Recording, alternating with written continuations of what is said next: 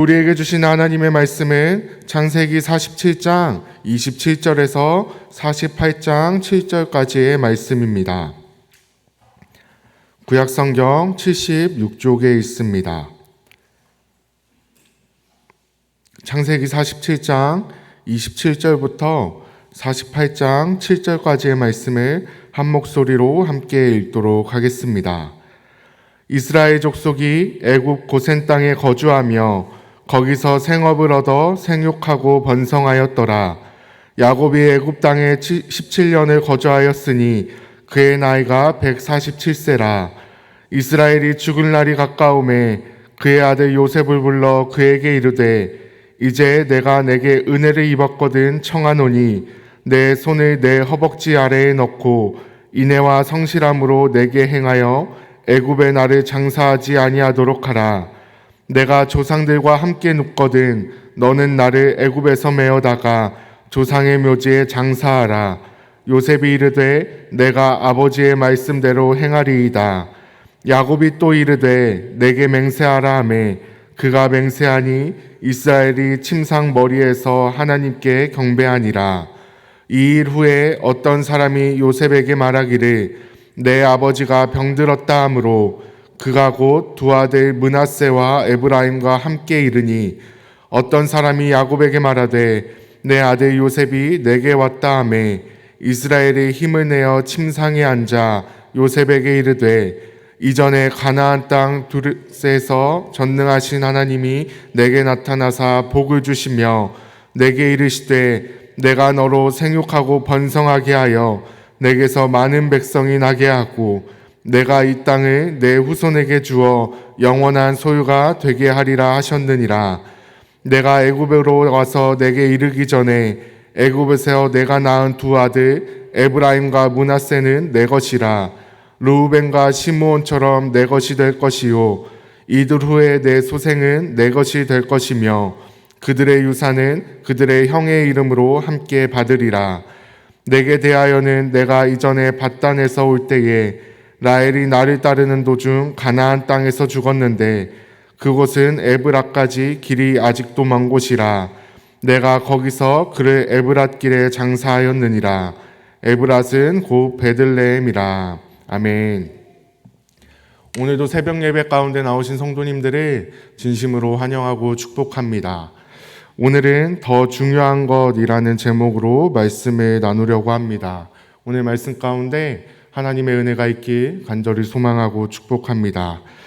오늘 함께 읽은 말씀은 야곱이 죽기 전에 이야기를 기록하고 있습니다. 오늘 본문은 크게 야곱의 요청과 요셉의 요청으로 나눠볼 수 있습니다. 먼저 야곱이 요셉에게 요청한 것은 무엇입니까? 29절과 30절 말씀을 제가 다시 한번 읽겠습니다. 이스라엘이 죽을 날이 가까우매 그의 아들 요셉을 불러 그에게 이르되 이제 내가 내게 은혜를 입었거든 청하노니 내 손을 내 허벅지 아래에 넣고 인애와 성실함으로 내게 행하여 애굽에 나를 장사하지 아니하도록 하라. 내가 조상들과 함께 눕거든 너는 나를 애굽에서 메어다가 조상의 묘지에 장사하라. 요셉이 이르되 내가 아버지의 말씀대로 행하리이다. 아멘. 요셉이 자신이 죽을 날이 가까워오자 야곱이 죽을 날이 가까우자 요셉에게 이야기합니다. 내가 죽거든 애굽에 장사하지 말고 조상의 묘지에 함께 장사해라. 그런데 그냥 말로만 부탁하지 않고 요셉의 손을 야곱 자신의 허벅지 밑에 넣게 합니다. 그런데 성도님들, 이 모습이 우리에게 조금은 익숙합니다. 창세기 24장 2절에서 3절에 보면 아브라함이 아들 이삭의 아내를 구하기 위해 자신이 가장 신뢰하는 늙은 종에게 이삭의 아내를 구해오라고 부탁하며 했던 행위와 동일한 행동입니다. 즉, 이 허벅지 밑에 손을 넣는 행위는 그 당시에 매우 중요한 맹세나 약속을 할 때, 그리고 반드시 지켜야 할 때 하던 행위였습니다. 바꿔 말하면 야곱 자신이 죽었을 때 반드시 조상의 묘지에 장사해달라고 요셉에게 요구하며 맹세하게 한 것입니다.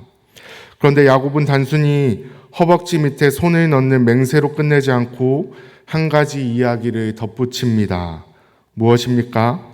29절 하반절에 보면 인애와 성실함으로 내게 행하라고 이야기합니다. 여기서 인애와 성실함으로 번역된 원어를 보면 인애는 헤세드이고 성실은 에메트라고 합니다. 그런데 이 헤세드와 에메트라는 단어는 둘 다 하나님의 성품을 나타내는 단어입니다. 바꿔 말하면 무슨 뜻입니까? 하나님께서 야곱 자신을 비롯하여 요셉 너에게 보이셨던 그 인애와 성실함으로 이 약속을 나에게 지키라는 것입니다. 하나님께 받은 그 은혜를 기억하며 야곱 자신에게 은혜를 베풀라고 요셉에게 말하고 있는 것입니다. 사랑하는 성도님들, 이 야곱의 요구가 조금 과하다는 생각이 들지는 않으십니까? 자신이 죽었을 때 조상의 묘지에 장사해달라는 부탁은 할 수 있지만 허벅지 밑에 손을 넣어 맹세하게 하는 것으로도 모자라서 하나님의 성품, 인애와 성실함을 이야기하며 반드시 지킬 것을 요구하는 것이 조금 과하지 않냐라는 것입니다. 야곱이 요셉을 신뢰하지 못해서 그랬겠습니까? 그건 아닙니다. 만약 야곱이 요셉을 신뢰하지 못했다면 요셉에게 부탁하지도 않았을 것이고 그에게 성실과 인애를 이야기하지도 않았을 겁니다. 야곱은 요셉을 신뢰하지 못한 것이 아니라 오히려 다른 그 어느 아들들보다도 요셉을 신뢰했습니다. 사실 장자를 우선시하는 그 당시를 생각해 보면 이러한 부탁은 장자였던 르우벤에게 하는 것이 오히려 더 타당했습니다.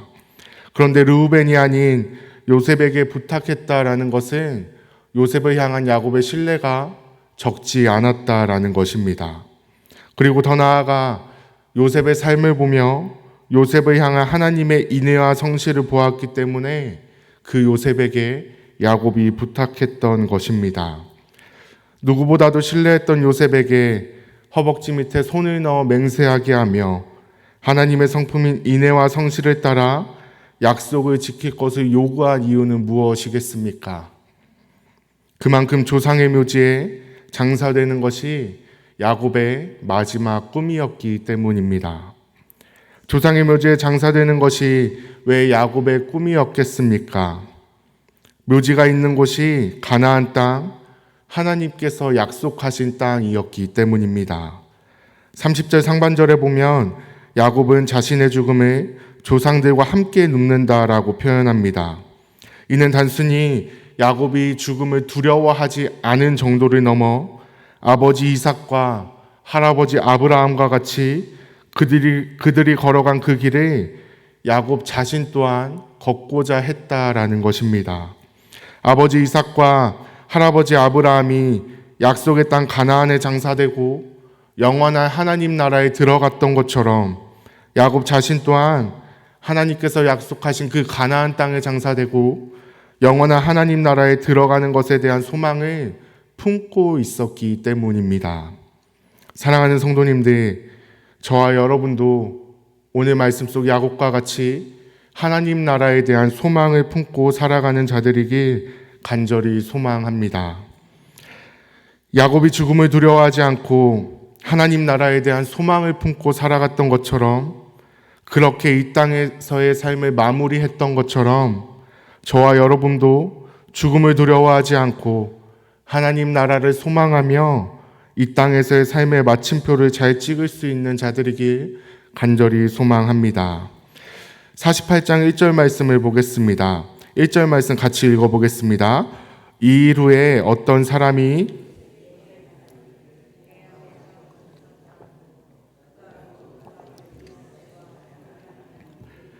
아멘. 1절을 보면 이 일 후에라고 말씀이 시작합니다. 자신의 조상의 묘지에 장사해달라는 야곱의 요청이 있은 후라는 것입니다.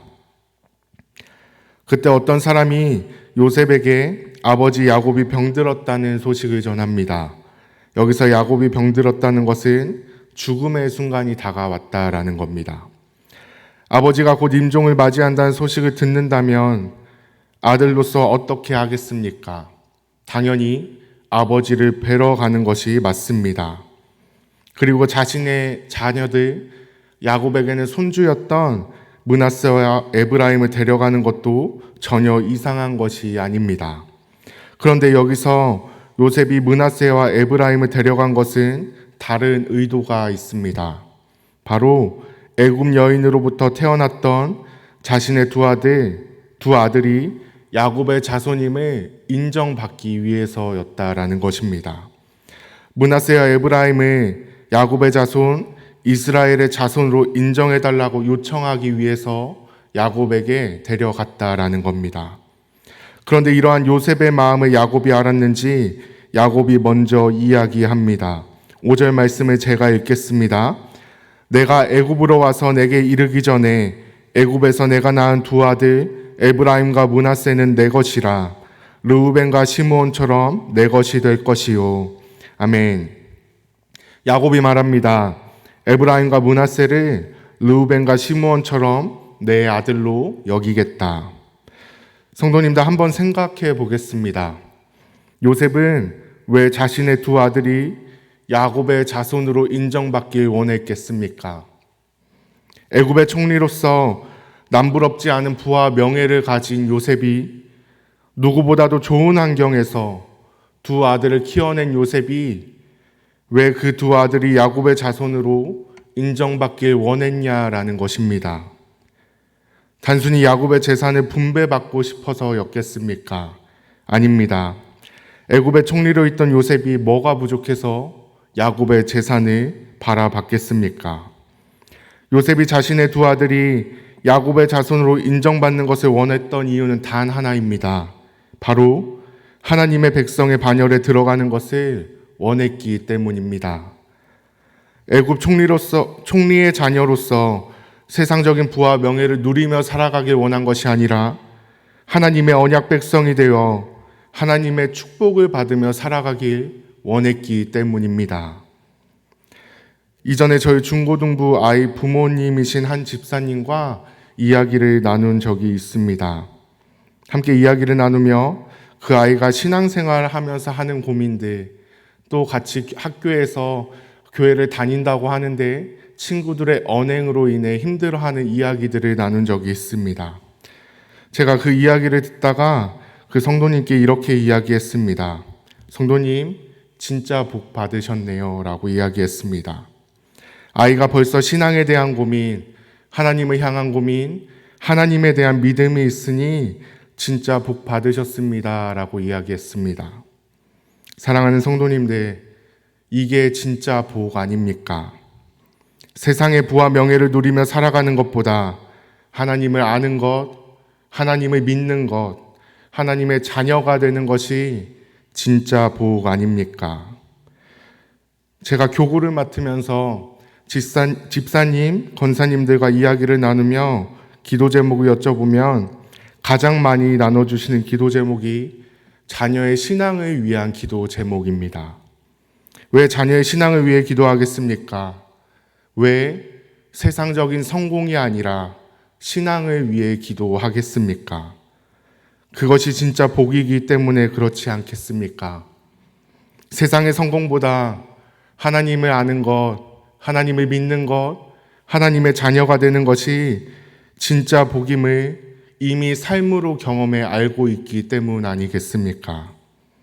사랑하는 성도님들, 우리는 진짜 복을 받은 사람들입니다. 하나님을 아는 복, 하나님을 믿는 복, 하나님의 자녀가 되는 복을 받은 자들입니다. 이 사실을 기억하며 감사함과 기쁨으로 살아가는 저와 여러분 모두가 되길 간절히 소망하고 축복합니다. 혹 눈물로 기도하는 하나님을 믿지 않는 자녀와 가족이 있으십니까? 오늘 말씀 속 야곱이 요셉의 마음을 알고 므낫세와 에브라임을 이스라엘의 자손으로 선언한 것처럼 하나님께서도 우리의 기도를 보시고 우리의 눈물을 보시고 하나님의 때에 하나님을 믿지 않는 우리 가족과 자녀들을 하나님의 자녀로 부르실 것입니다. 그 하나님을 신뢰하며 기도의 끈을 놓지 않는 진짜 복을 포기치 않는 저와 여러분 모두가 되길 간절히 소망하고 축복합니다. 기도하겠습니다. 사랑이 많으시고 거룩하신 하나님 아버지, 오늘 말씀을 통해 진짜 복이 무엇인지 다시 한번 깨닫게 하시니 감사합니다. 하나님, 그렇습니다. 세상의 성공이 진짜 복이 아니라, 세상의 물질이 진짜 복이 아니라 하나님을 아는 것, 하나님을 믿는 것이 진짜 복임을 다시 한번 깨닫게 하시니 감사합니다. 하나님, 그 진짜 복을 받은 자처럼 살아갈 수 있도록 우리의 삶을 붙드시고 우리의 생각과 마음을 지켜 인도하여 주시옵소서. 예수님의 이름으로 기도드립니다. 다 함께 주님께서 가르쳐 주신 기도를 드리겠습니다. 하늘에 계신 우리 아버지, 아버지의 이름을 거룩하게 하시며 아버지의 나라가 오게 하시며 아버지의 뜻이 하늘에서와 같이 땅에서도 이루어지게 하소서. 오늘 우리에게 일용할 양식을 주시고 우리가 우리에게 잘못한 사람을 용서하여 준 것 같이 우리 죄를 용서하여 주시고 우리를 시험에 빠지지 않게 하시고 악에서 구하소서. 나라와 권능과 영광이 영원히 아버지의 것입니다. 아멘. 이 시간 함께 기도하길 원합니다. 첫 번째로 주신 말씀을 기억하며 기도합니다.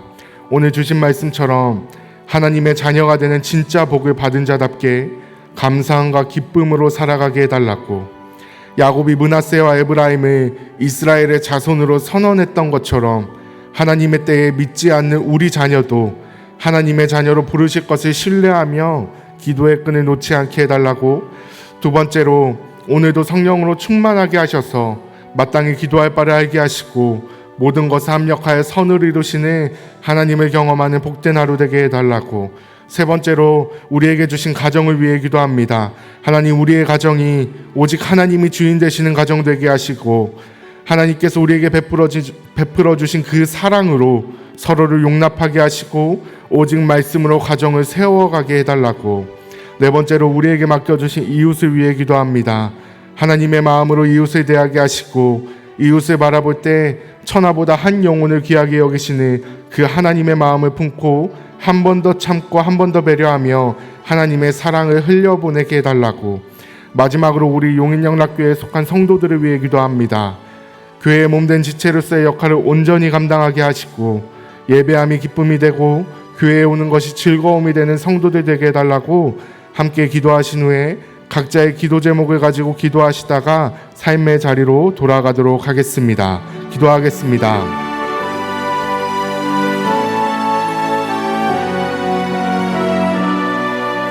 사랑이 많으시고 거룩하신 하나님, 감사합니다. 오늘 주신 말씀을 기억하며 기도합니다.